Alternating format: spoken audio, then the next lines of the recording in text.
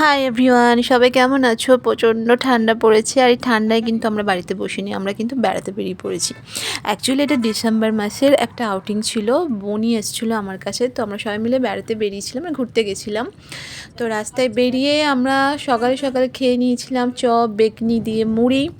সোহাগও বাদ পড়েনি, ও ওটাই খেয়েছে, ও কিন্তু অন্য কিছু খায়নি।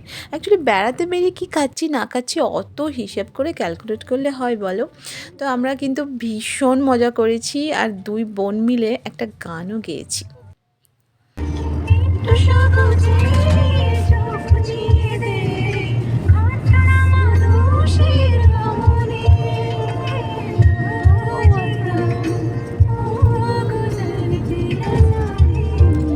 অ্যাকচুয়ালি আমরা দুজন যখন একসঙ্গে থাকি আমাদের এইরকমই ঠিক আনন্দ হয়। আর আমরা এখন ক্রস করছি জয়পুর ফরেস্ট। তোমরা অনেকেই বুঝে গেছো কোথায় যাচ্ছি। আমরা আজকে যাচ্ছি বিষ্ণুপুর। বিষ্ণুপুর আগেও গেছি, এটা নিয়ে আমার থার্ড টাইম বিষ্ণুপুর যাওয়া।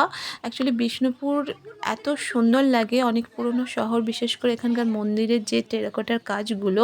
আমরা এখন এসেছি মদনমোহন মন্দিরে।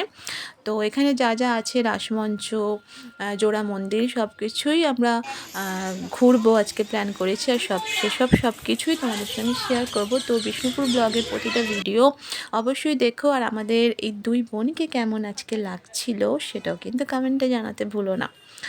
তো দেখা হবে নেক্সট ব্লগে খুব শিগগিরই। সবাই ভালো থেকো আর ভিডিওটা কিন্তু দেখতে থেকো। টাটা।